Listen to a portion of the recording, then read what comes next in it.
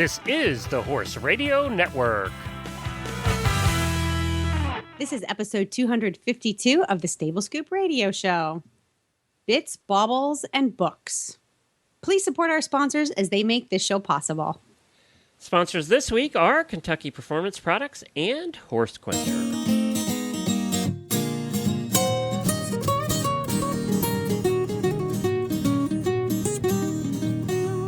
Welcome to the Stable Scoop, with weekly shows delivered right to you. With Helena and Glenn the Geek, live from the stable, it's every week. They'll bring you the news through hail or high water, while using their tails as their own fly swatters. So sit on down and laugh till you poop, cause it's time again for the Stable Scoop. Stable Scoop. The Stable Scoop. Stable Scoop. This is Glenn the Geek. And this is Helena B. And you're listening to the Stable Scoop Radio Show on the Horse Radio Network. Well, howdy, Helena. Howdy, Glenn. How are you? Good. Everything's good. And I got to tell you, we're going to start off the show by bragging a little bit that Stable Scoop, once again, now has the most listened to episode on the Horse Radio Network. Stable Scoop. Let me guess. It was one of our serious episodes. Yeah, it was the Lyme episode. We have had now more listeners and more downloads to that specific episode than any other that we've ever done. Well, that just goes to show you that our Stable Scoop listeners really want information. They're smart. Yeah, and I think, too, that what happened was it was shared by a lot of people who have friends that have Lyme, and they wanted them to hear it. And then a lot of the Lyme groups that are out there supporting Lyme patients have reshared it, and it went around Facebook that way. Yeah. So I think that really did help a lot. And I'm happy to report that I'm still on my diet. It's been, over a month now. Wow. How do you feel? I feel a little better, actually. I think I would have had a bad Lyme day yesterday and today. I probably wouldn't be on the show today had I not started the diet. I think it would have been much worse. That's a big difference, Glenn. That is That's a big deal. So now I'm not saying that I won't still have a crappy, time at some point. But right. But I also lost 15 pounds, so that's good. Wow. In 1 month? In 1 month, yeah. I actually lost a pant size in 1 month. You dog. I know, that's what Jennifer's saying. So, yeah, it was... And the only change what was the biggest change that you made, would you say? Well, I mean, a lot of changes. I cut out sugar of all processed sugar. All right. So I only eat natural, or fruits and stuff. And then cut out all gluten. So it's a gluten-free, sugar-free diet. Perfect. That's all we need to know. When you put those two together, it makes it, it rules out 80% of food products that you find in the store. Yeah, that's true. So it makes it a little more difficult, but I did it before, and I'm doing it again. So the concept is simple, but the execution is challenging it's hard to find. Yeah. When you go out to eat, that's perhaps the toughest time. Especially when they bring those good gooey rolls, you get at some restaurants, and they bring the good buttery rolls to the table, and it's that kills me. I think that kills me more than dessert. I know. Oh my God, the buttery rolls. I went to dinner and I made a discovery. Now this is gonna be really mean, but that's okay because I have a mean streak. Yes, she does. I went to dinner last weekend in Providence in an area called Federal Hill, which is the Italian section of Providence, and I had not been there before. And to clarify for new listeners, Helena is 100% Italian. I am 100% Italian. And so I'm a little bit, let's see, the nice way to put it would be I'm a little bit particular about my Italian restaurants. When you grow up in Little Italy or... Another way to put it is she's picky as hell about her Italian restaurants. Well, when you literally grow up going to Little Italy in Manhattan, it's hard to compare to that. Well, and you had a, mom and grandma that used to cook the real Italian dinners, not the fake stuff. Not the fake stuff. Well, right. So anyway, we go up to the Federal Hill, which is absolutely adorable. Now, I had not, again, this is the snow. Right outside of Manhattan, okay, New York City. Then I moved to Boston, which is, I probably love Boston even more than I love New York. And now I'm in Providence, or just outside of Providence. And it's like, yeah, well, really, what can Providence be compared to New York and Boston? Wow, let me tell you, it is such a gem of a little city, and Federal Hill in particular is absolutely adorable. The restaurants there are amazing. The nightlife was just really top shelf. It was great. So I went to this Italian restaurant called Camille's, and it's really fancy, like just really fancy. You got to wear a dress and get your nails done. So they bring you before you did. So you look at the menu and you're like, oh my God, this food is, you just start to drool by looking at the menu. And then instead of like buttery rolls, they bring you this basket full of Italian bread. Ugh. And olive oil with all kinds of goodness in it. And they just sort of drizzle it on a plate. And I was like, dude, you can just leave this bucket of bread and I'm good. I'm trying to like totally be like mind my manners and this really nice restaurant. But the horse girl came out, huh? All I can think about is stuffing my face into this basket full of bread and dripping olive oil over everything. So anyway, that's the scenic route to. So Italian food in Providence is approved? Italian food in Providence is very much approved. And then they had this really nice like courtyard. Is all cobblestones, and in the middle of the courtyard was this huge fountain, and in the center of the fountain was like a 6-foot tall stone pineapple, and the water was coming out of the top of the pineapple. And it was probably, I don't know, 70 degrees out that night, and there was live music in this courtyard, and all the restaurants in the courtyard they were open to the outside. So there were tables outside, and then, all the windows. It had a European feel, didn't it? Oh, it was so nice. And then the music was playing and people were dancing. It was really, really neat. So you know what? 4 stars to Providence. And Providence has a big Portuguese district, too, with a lot of Portuguese food, I know. Well, that's where Emeril Lagasse's from. Yeah, well, yes, there is a very strong Portuguese community here on the south coast of New England. Don't forget, like, New Bedford was a huge port for the whaling industry, and a lot of, and this I learned because I went to the New Bedford Whaling Museum. Way back in the day, like whatever it was, the 1700s, when they were whaling, the whaling ships needed deckhands. They needed help, employees. And so they would travel back and forth to Europe, and they would stop at the Azores, which is Portuguese. And so a lot of people from the Azores would hop on these whaling ships, and then they ended up coming back to America and establishing roots here. So there's a really strong Portuguese community in the whole South Coast area that stemmed from the whaling industry. Isn't that cool? Huh. I'm trying to remember what the name of the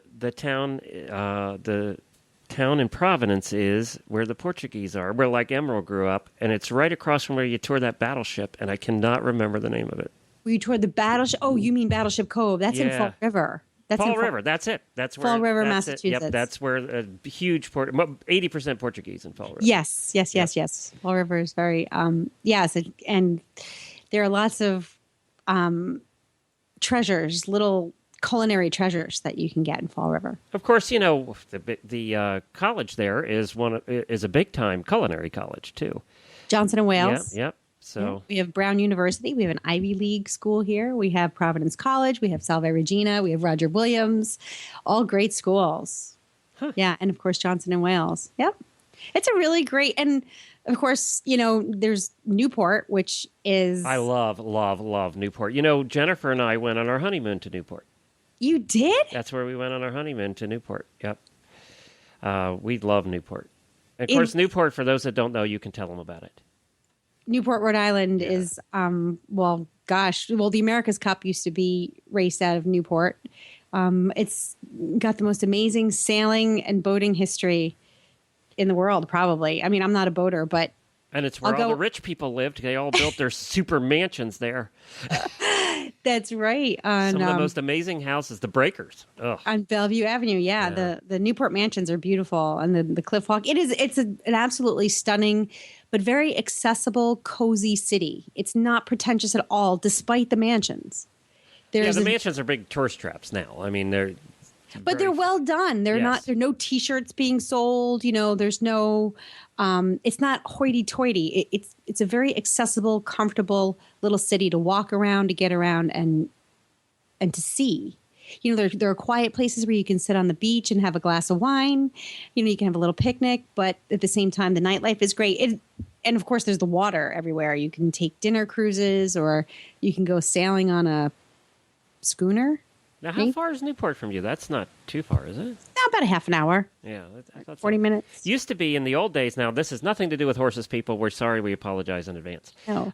But it used to be in the old days when you were coming from the east, when you were coming from Connecticut over to Newport, they didn't even have a bridge. There was no bridge, and you had to take the ferry. So when we were little kids and would go across, you had to take the ferry to get there. Wow. And then they built that big crappy bridge that I hated.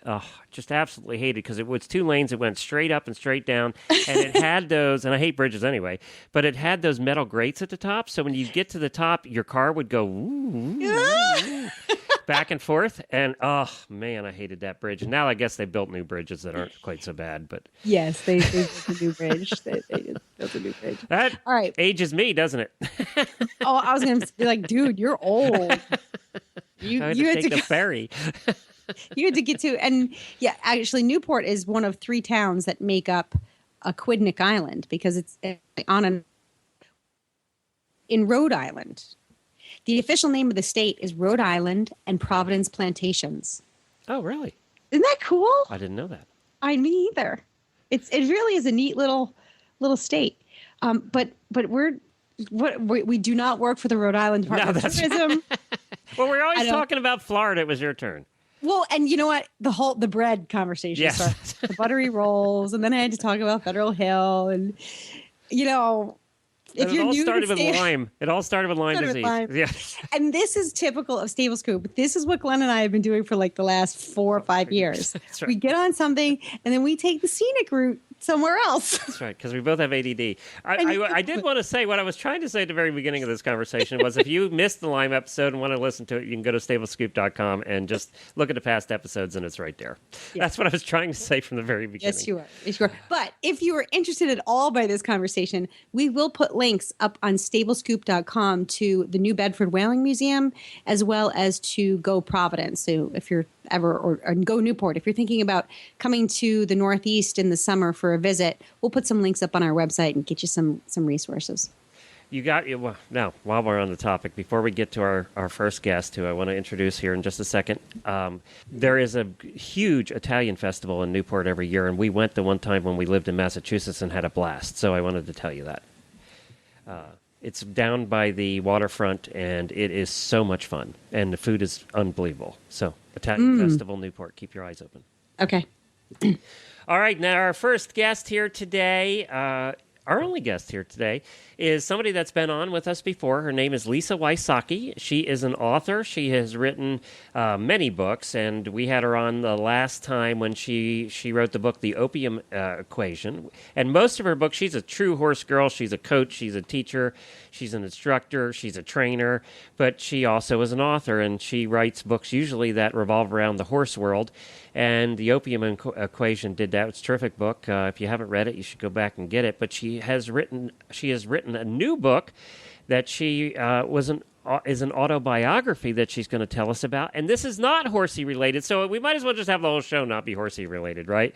But she's such a fun person to have on, and her book is going big time. So let's talk to her. Like that. Yeah, bestseller. So let's talk to her about that. And I think everybody's going to know who is. Can you say that for me? Who the book is about. That's what Can I say that for you? No, I can't. So I think everybody's going to know who the subject of the book is. Let's do it that way. So let's get Lisa on the phone right after this Nutrition Minute from Kentucky Performance Products. This Nutrition Minute is brought to you by Kentucky Performance Products, the company that simplifies your search for research-proven nutritional supplements at kppusa.com.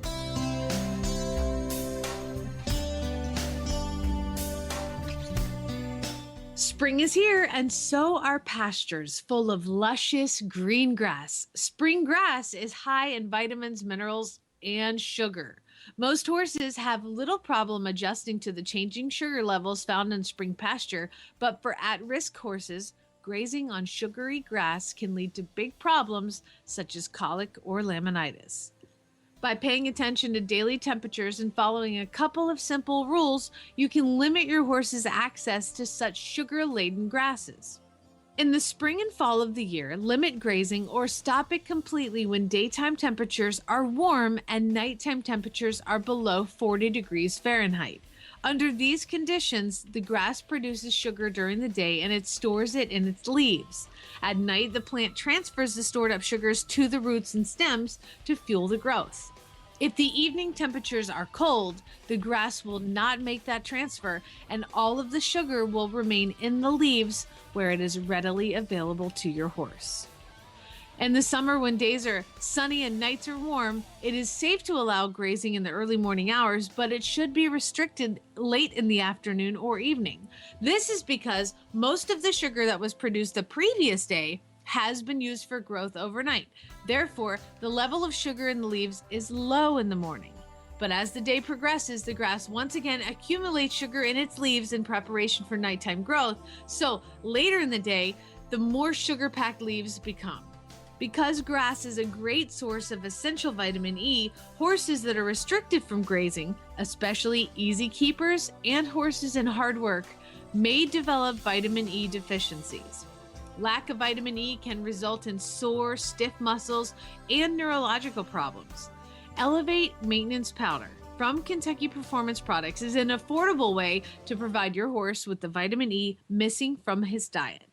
Each scoop provides 1,000 international units of natural vitamin E, and natural vitamin E is absorbed and retained in the tissues at a much greater rate than the synthetic vitamin E found in many feeds and supplements. Best of all, when you choose a Kentucky Performance Product supplement, you get a 100% satisfaction guarantee. This Nutritional Minute has been brought to you by Kentucky Performance Products. You can find all of their terrific products at kppusa.com.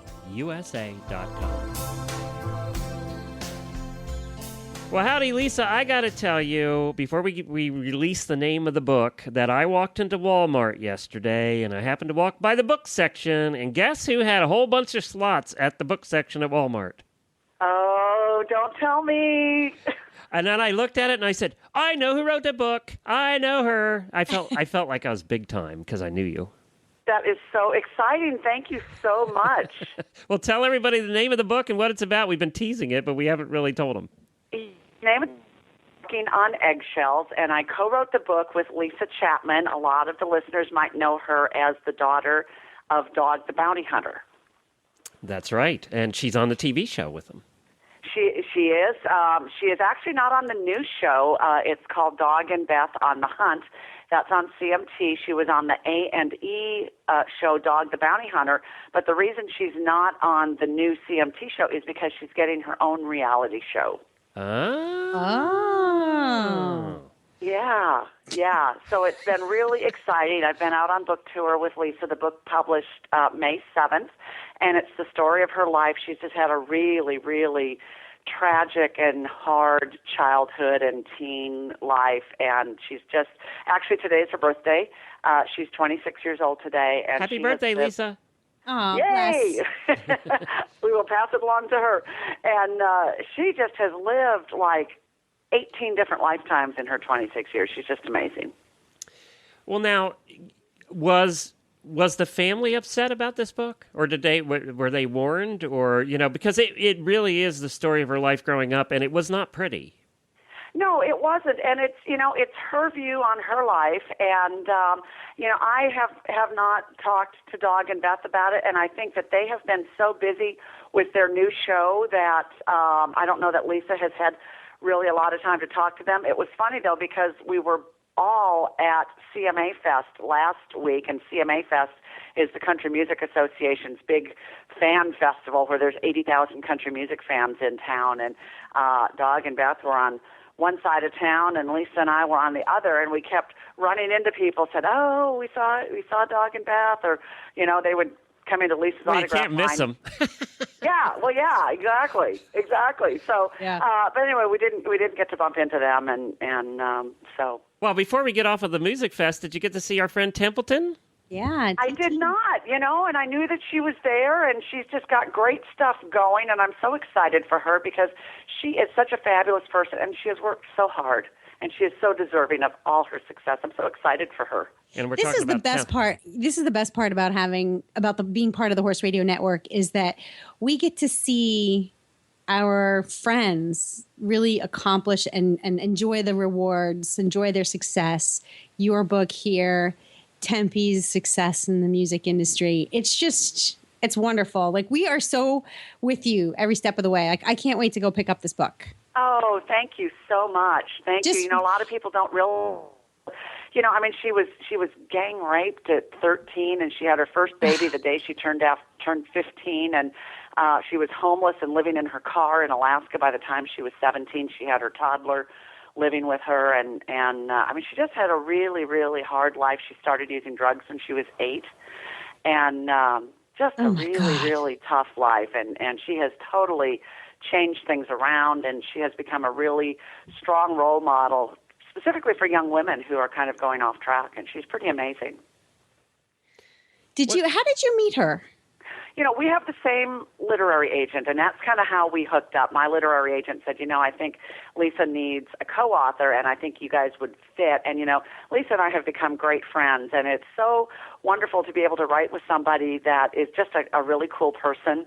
And when she was in town, I always try to take people by my horses if I can, to visit my horses, and because they're the ultimate determiners of who's a cool person or not. Yes, they are. That's right. Because your horses just cut right through the BS, and so we had done one book signing, and we were on our way to another book signing, and coincidentally, we had to drive right past the barn. So I said, "Oh, we have time. Let's stop." And I have to feed my horses anyway. So, I have 2 horses, Quincy and Tessie, and Tessie's the herd leader, and she's the Belgian quarter horse. Just no crap with her. It just is what it is. And then there's Quincy, who, if he were a mare, he'd be the diva, and he's always getting hurt, and he's like kind of the poor me kind of horse.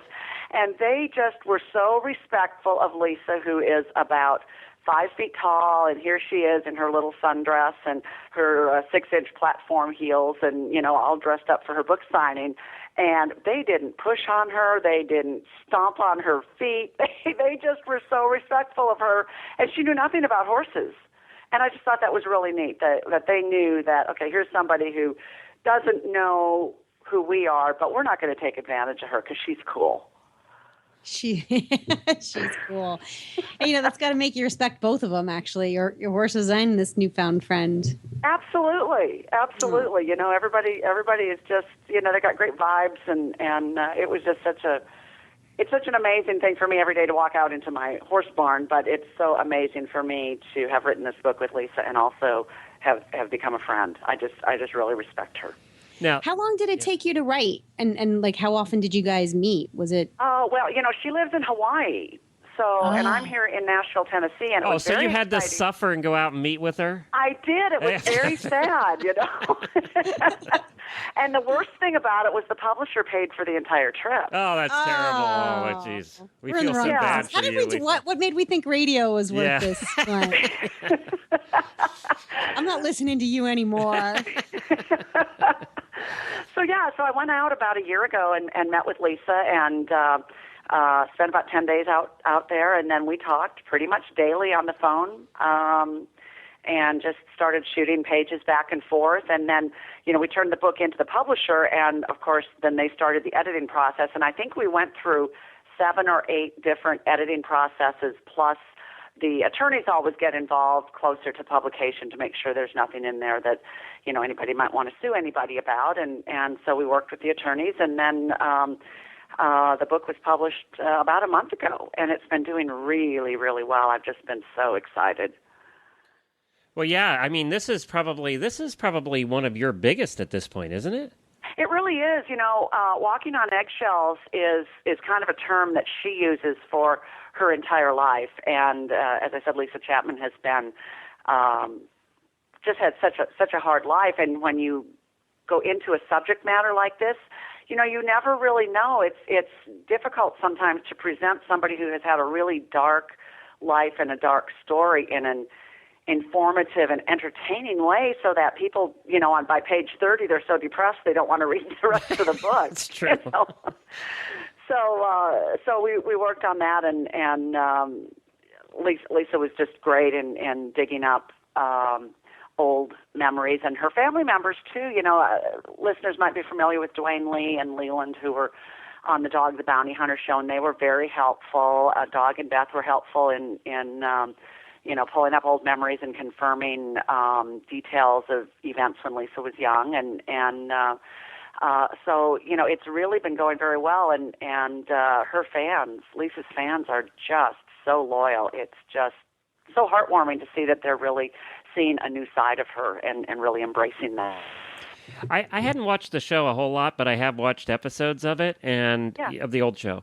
And she was the only one that came across sane in the whole family, to be honest with you. That may be true. I don't know, but... I don't expect you to comment on that. It's just me. Well, I will say this. If you go back and watch the first show of the second season, it's called Baby's Back in Town, and I think you can get it on Hulu or, any of those online... I think it's on Netflix, too. Yeah, Netflix probably. And Lisa talks about coming from Alaska. She was finally, living in her car with her daughter, and she finally broke down and called her dad and said, "Can you please help me?" And he flew her and her older daughter, Abby, who is now 11, to Alaska or to Hawaii. And Abby was maybe 2 or 3, and Lisa didn't even know her dad had a television show. And so she gets out at the airport, and she's got cameras in her face, and she doesn't even know what's going on. And besides that, she's higher than a kite, and she's on all different kinds of drugs. And if you look at her in through that episode, you can see, she's just totally clueless, and she is just totally spaced out. And to see that and then see where she is today, it's just an amazing transformation. How hard was it? I mean, I'm sure Helena's thinking the same thing. How hard is it? I mean, when you have a life like that, you want to forget. I mean, you don't want to drudge it all up again. How hard is it for people like Lisa to mentally go through that process of remembering it all? And a lot of it's hard to remember because you repressed it. I mean, you're living it all again. That's got to be tough.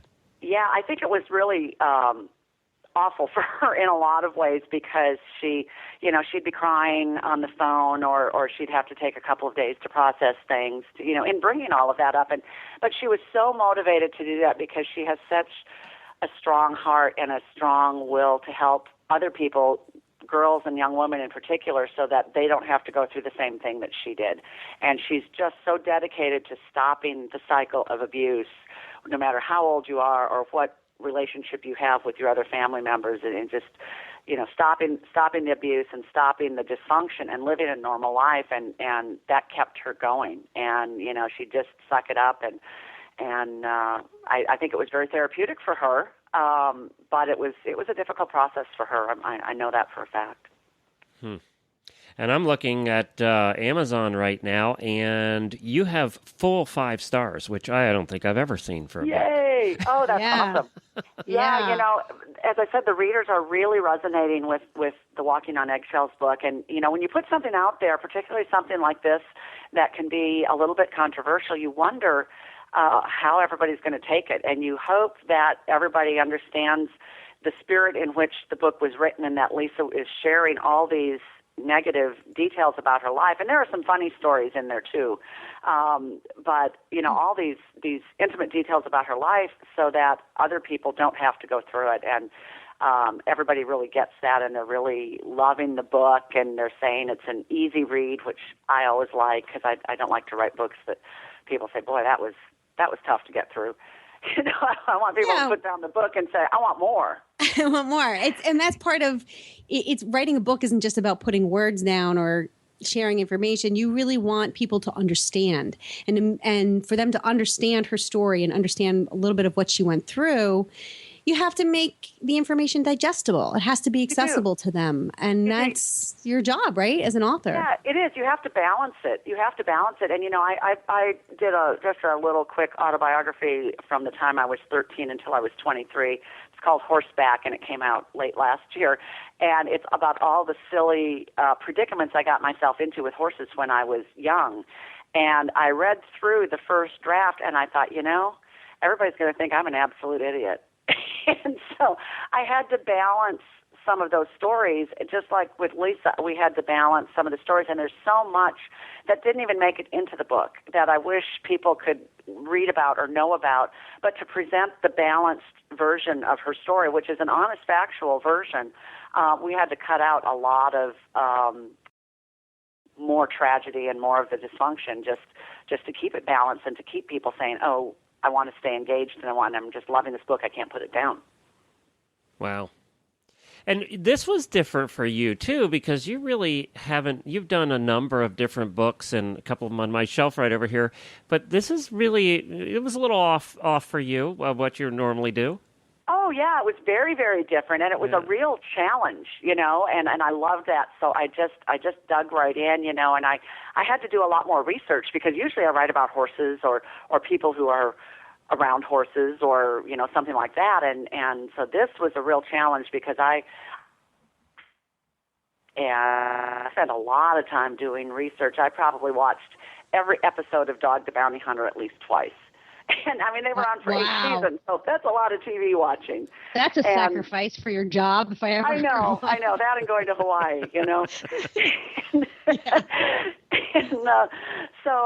I also spent a lot of time online because obviously Dog and Beth and, you know, baby Lisa, they're all very controversial figures, and so I wanted to kind of get the public perception of what was out there and make sure that we corrected anything that wasn't factual and in the public mind.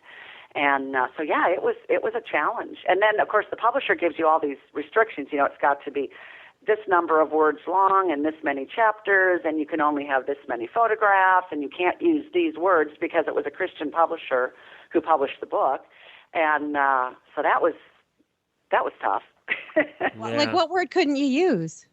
Oh, you know, well, I don't want to say them on the radio, but but like swear words. Well, yeah, or like dumb, and then the 3-letter word that starts with A. And after that, you know, things like that. Well, what the heck? They say that on the show. I mean, I know. So use any words, you know, and those would crop up maybe in conversations that Lisa was reconstructing, you know, things people said to her, and so we had to make sure we didn't use any of the words on the forbidden list. And did they actually give you a list? Well, no, but there's a general guideline of the types of words that you can't use, and a lot of it depends on the context in which they're used. Right. But we didn't have any problems with that. The only thing we really had to really double check from the legal team were dates and places and times, and you know, making sure all of that was correct. Well, I wonder too. You know, you said how many revisions it went through after it gets to the publisher and comes back. How frustrating is that as an author when they, you know? I mean, I'm sure you're used to it, but it's still got to be a little frustrating. Well, for the most part, I really embrace it. You know, for me, it's another set of eyes and another brain, and somebody saying, you know, this makes sense to you, but it's not going to make sense to the general public. So let's rephrase. Geez, that's our entire show, Selena. Yeah. Did he just say that out loud? Yeah, I did, actually. He did. Yeah, that's great. I'm glad we don't have a publisher. We'd be out of business. Yeah, you'd be in trouble, Glenn. Yeah, we have a problem with authority. Yeah. Yeah, I can see that.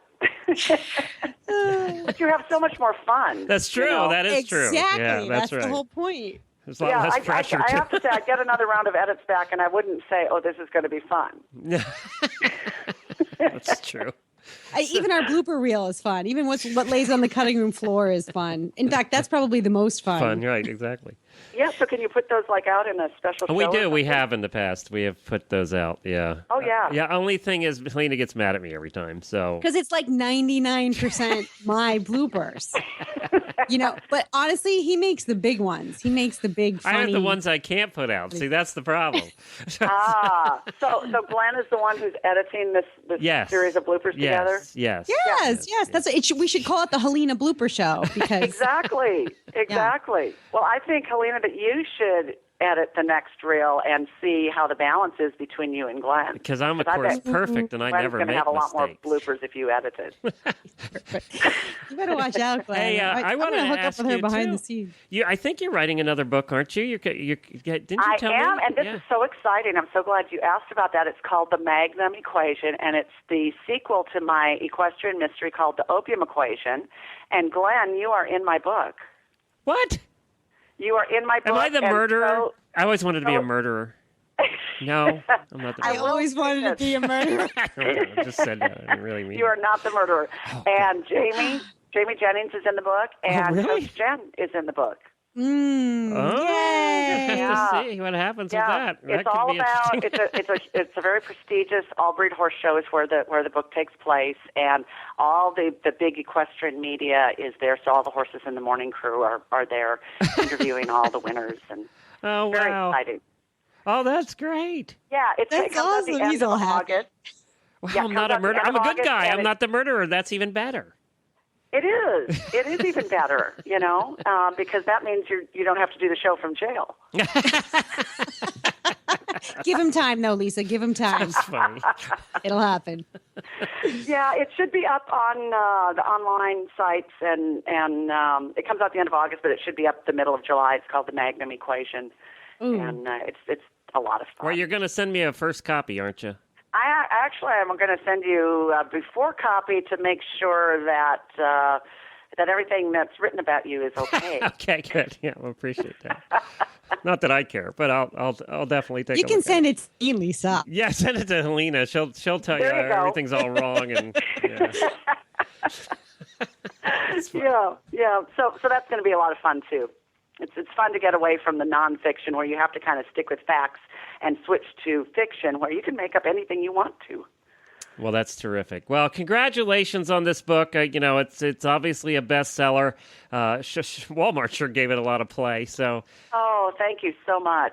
And good luck with it, and good luck to Lisa as well. It sounds like she's getting her life together and is not living in the car anymore, so that's good. She is not. Yeah, I will pass. Thank you guys so much. All right, thanks, Lisa. Right. Always a pleasure. Okay. Hey, Lisa, where can they buy it? Everywhere, I assume. But in stores and online everywhere. It's called Walking on Eggshells, and it's by Lyssa Chapman and Lisa Wysocky. And your website is? LissaWysocky.com. Very good, and we'll link to that on Stable Scoop and on our Facebook page as well. So thanks, Lisa. Thank you so much. Well, that was fun. Lisa's always a lot of fun to have on the show, and I just enjoy talking to her. She's always got new adventures, so she's a neat lady. Yeah, she really is. And she's very dynamic. She's very animated and straightforward. And I've seen her actually I've seen videos of her. I haven't seen her in person, but I've seen videos of her doing clinics where she actually does horse clinics. And she's very good, as you can tell. I mean, with that she's quality all around. Yeah. She's quality all around. She definitely she's somebody whose presence you want to be in because she's good with everything she touches. Yep. So thank you so lucky to much have her. For joining us, and you can find that book, Walking on Eggshells, everywhere, and especially Walmart. Now let's talk a little bit about Horse Quencher, one of our sponsors. We had guests on last week that talked about Horse Quencher and how they use it. But one of the things that we take pride in, and that Helena and I talked about when we first started the show, was that we were not going to have sponsors on that we didn't believe in or that sold crap, in our opinion. So we are. Some do sell crap. Yep, and we are very particular about our sponsors we take in. We've turned sponsors down that we thought didn't have products that were worthy of our audience, and in 99% of the cases, we have them send us the product and we try it out and we make sure we like it, or if it's a product that we already know, that we already use every day. So that is our criteria. And we probably, to be honest, would have made a lot more money over the last 5 years if we had taken in every product that wanted to advertise with us. But, our credibility is still on the line. And when we endorse a product, we mean what we say. And Horse Quencher is one of those products. This is Beaker approved. Beaker is our quarter horse that Jennifer and I have. And Beaker has trouble when he goes away. And Jennifer will take him on, travel down the road. We have the Florida Greenway here, which is a series of hundreds of miles of trails that go through Florida that you can take your horses on, and they're just like going into a prehistoric wonderland. And she'll take him out there and ride for 3 or 4 hours with her friends and come out, and he won't drink. And, we're in Florida. It's hot down here, and you're in the jungle, and, he comes out and he just won't You're drink. in the jungle. It seems like jungle when you're in there, trust me. Yes, I know. Especially the size of the spiders.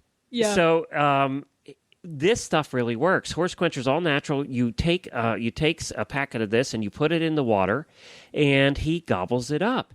And now he's gotten to the point where he sees the packet and he sees it being opened and he comes over and he whinnies because he wants this stuff. So he'll drink 5 gallons of water like that with this stuff in it. And it's Horse Quencher. It's all natural. You just buy it at your local tack shop. You can get it online as well at horsequencher.com. But when you're traveling, you should have this in the trailer. Just keep it in the trailer with you. When it's hot out and they're not drinking enough, this can help avoid colic, because if you have a horse that's not drinking enough for whatever reason, just put some of this in and they'll drink. And that's, we found very few horses that won't drink with this. Most of our guests, we have a top driver right down the street here that uses it when he travels all over the world. So, Chester Weber uses it when he travels all over the world, and he's one of the top drivers in the world, and he uses it for all his horses when they fly and when they travel by trailer. So you should have this available. It's one of the top products for solving this particular problem. horsequencher.com. And now it is time for our Tack and Habit segment, where we talk about silly products. Well, at least today. So, well, they're not so silly if you like girly things. And I'm the one that found them. Thanks a lot. I know. So let's play the music.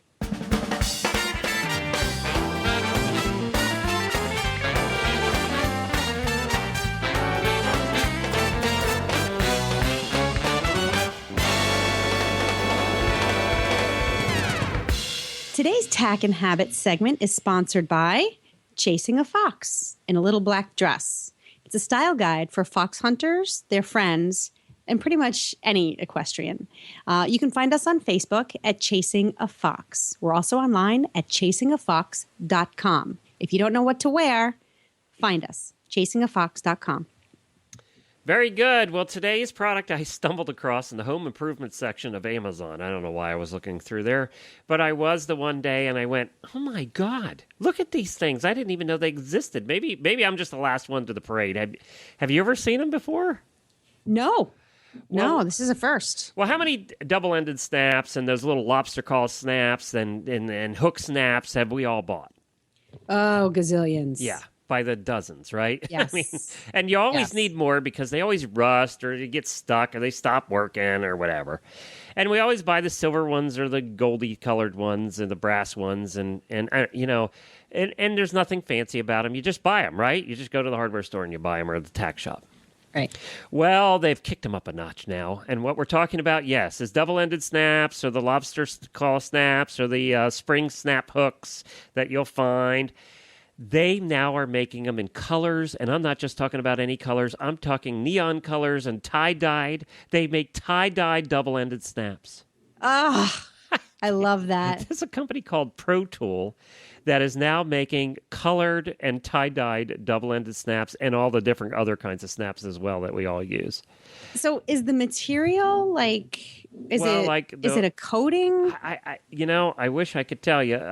It doesn't. I got to look at a zoom. It says image. non-rust die-cast zinc with fun tie-dyed finish in a durable baked enamel. Baked enamel. There you go. All right, so it shouldn't come off. I mean, it's baked in. Well, it might chip a little. Yeah, it could chip. The But that's snap's right, going only to be break little before it pieces. chips. I know the snap will break before it chips. Well, what's funny is I invest in my double-ended snaps. I get the solid brass ones. Oh, do you? And they last forever. Yeah, they do. They last forever. But they're expensive because they're solid brass. Right. Right. So these would be kind of a fun little replacement. I think if you these want are to spiff up cool. your barn. Yeah, if you're one of those color matchy people.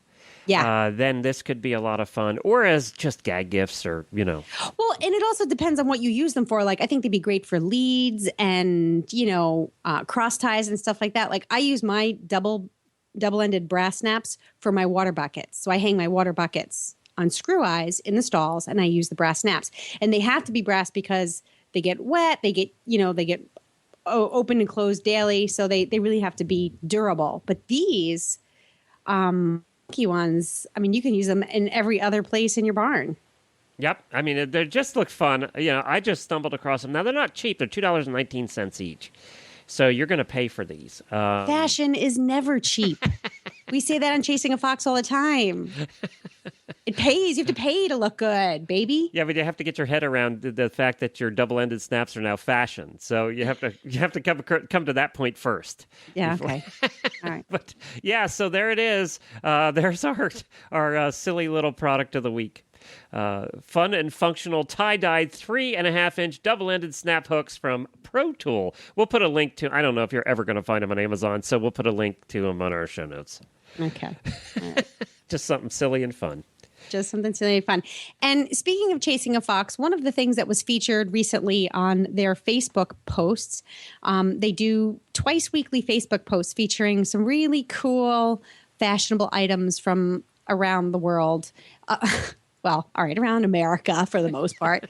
But we discovered, recently they went to the Virginia Hound Show and discovered a small business called the Vintage Fox. And the proprietor's name is Nina Fox. How cute is that?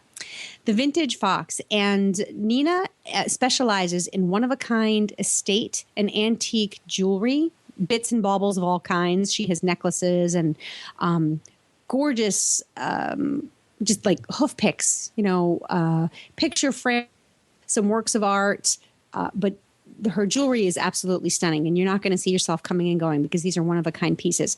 But one of the things that she showed us were these.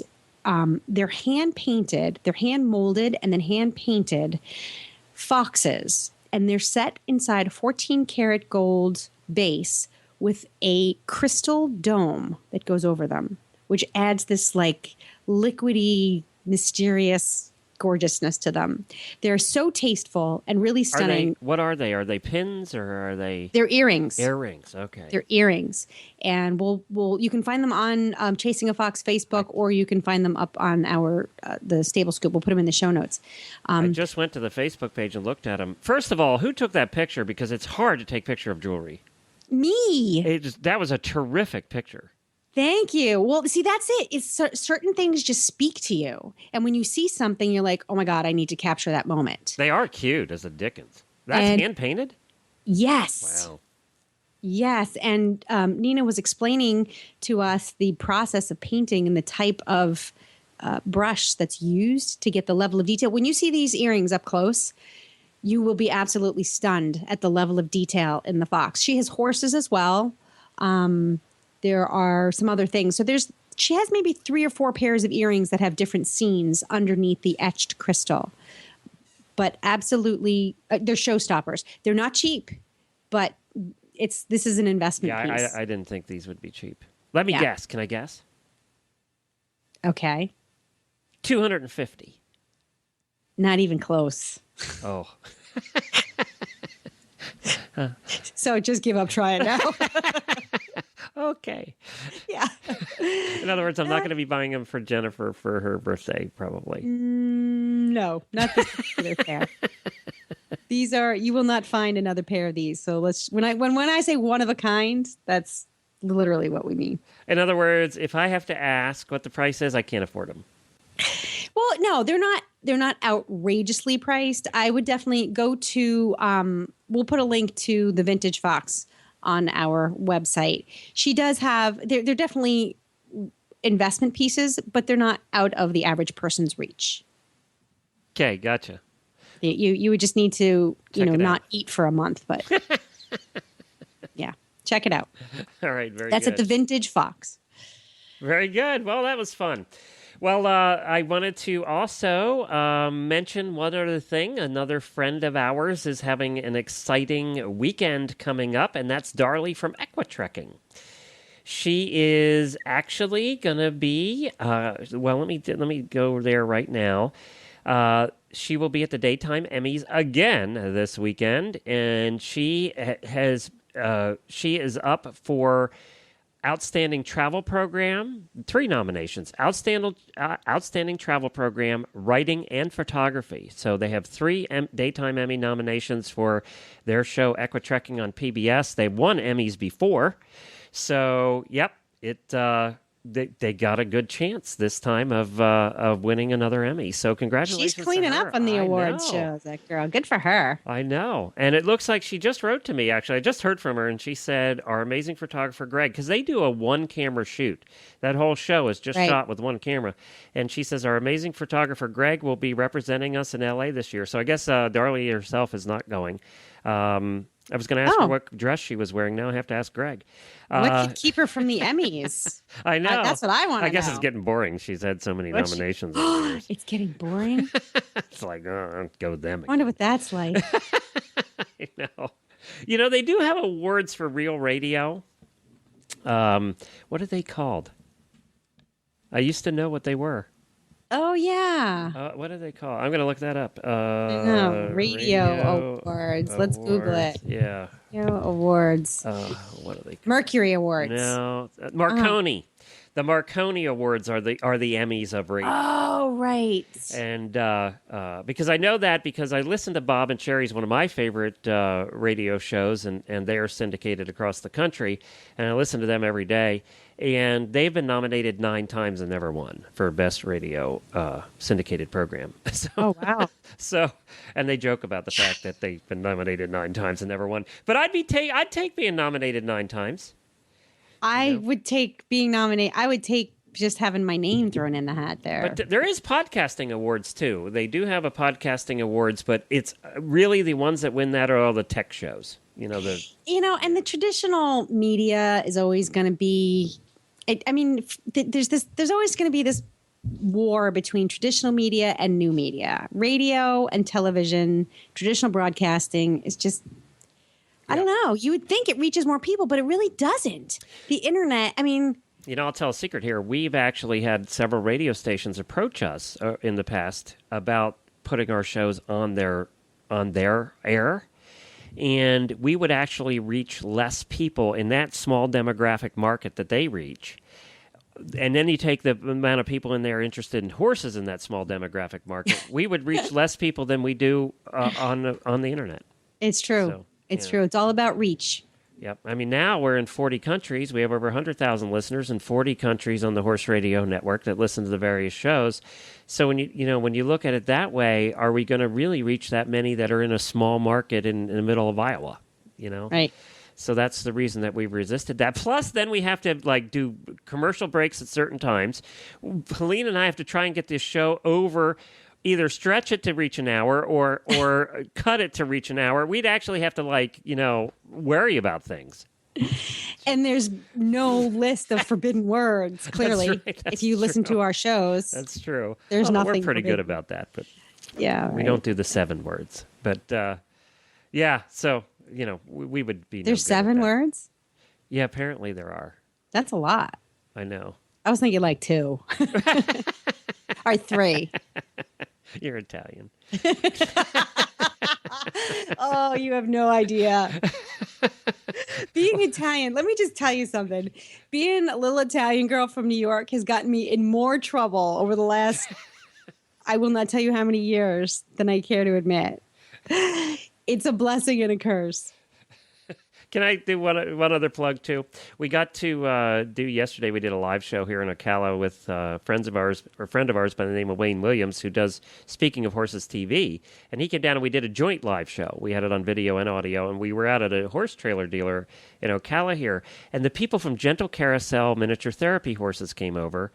And they're the ones that go around the country. They've been up your way to Sandy Hook, and they were out in Oklahoma, and they were out in Oklahoma visiting the kids who lost their homes and, had lost friends at the school there and everything. And while they were there, the F5 tornado, the big second one, hit. And they were there at that time. And so he talked about that. But he brought Magic over as one of their top therapy horses. And brought Magic in, so I got to meet Magic, and Magic was on the air with us. So it was so much fun. What did Jen think of Magic? What did Coach Jen loved Magic. And Magic's so cute. and 27 inches tall. I posted a picture on Horses in the Morning of us with Magic yesterday morning. So Horses in the Morning Facebook page, you can find a picture there. I'll post it over in Stable Scoop too. But if you missed that episode, it's Horses in the Morning for Monday. All right, let's wrap this show up. Thank you, Helena. It's been fun.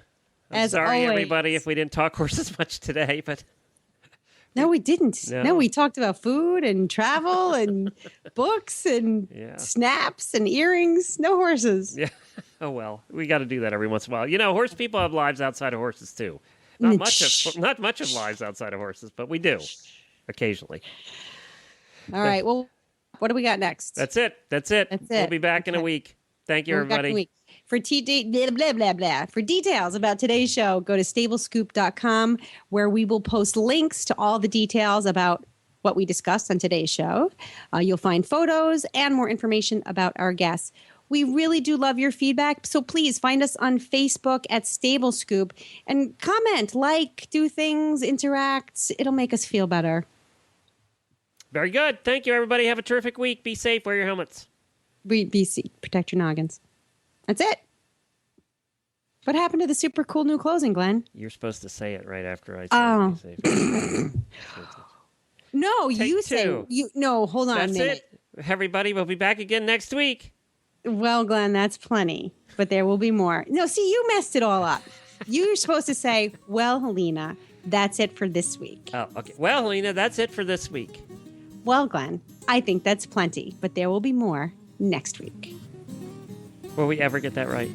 No, I get it right. You don't follow the script. I was never good at scripts. That's and if everybody's listening, I'm over here in my studio waving my hands around as I'm telling Glenn this. I'm waving. Very Italian.